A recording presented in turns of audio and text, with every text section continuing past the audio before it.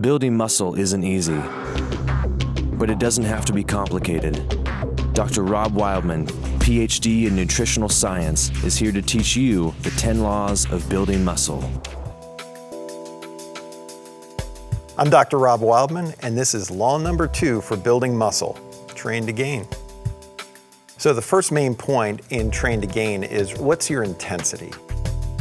So intensity really refers to, and tension refers to the force challenge that the muscle faces. What's the stimulus? What's the challenge? So often we measure that in 1 repetition max, or how many reps you can do before the muscle fatigues. Typically, we like to guide people to do 6 to 12 reps in order to maximize the hypertrophic process. Anything less than that, you seem to be working more in gains in strength. Anything above that, 15 reps or higher, tends to help develop muscular endurance. I'm not saying that when you structure a workout, that your workout should not include rep ranges outside of the 6 to 12, because there can be added benefit above and below. Ideally, you can structure it so that you do 5 sets, 3 within the hypertrophic range, 6 to 12, maybe include 1 strength where you're below 5, okay, and that's your heavy set, and then maybe do 1 set where you're pushing it to 20 reps. So you really activate those type 1 fibers, and they do more work, and they can even hypertrophy a little bit as well, and maybe give you a little extra benefit to the 6 to 12 rep range. The second point is volume for victory. So volume really refers to, how much work are you doing in a given period of time, okay? It's reps times the weight times the number of sets. And really, when it comes to the number of sets that you want to do for a targeted muscle over the course of the week, you really want to do more than 12 with that muscle group. And certainly the more that you do, the more volume could lead to greater gains.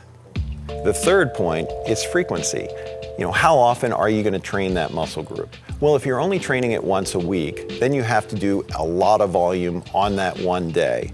But if you split your routine so that you're working that muscle group 2 and 3 times during the week, it may lead to greater volume. Greater volume then could lead to greater gains. So training frequency can be an added benefit to structuring your muscle building program.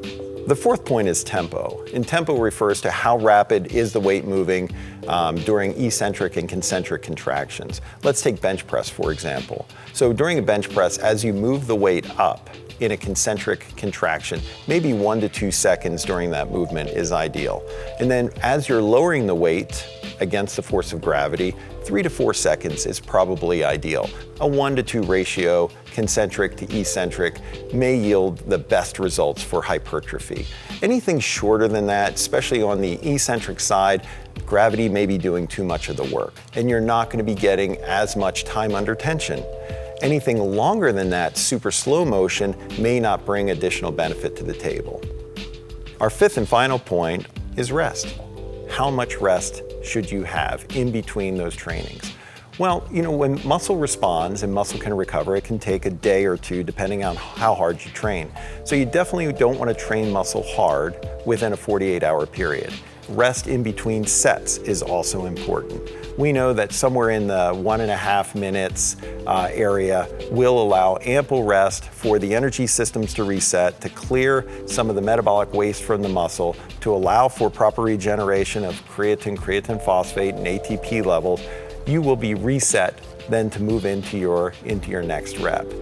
So that concludes the second law of building muscle mass, train to gain.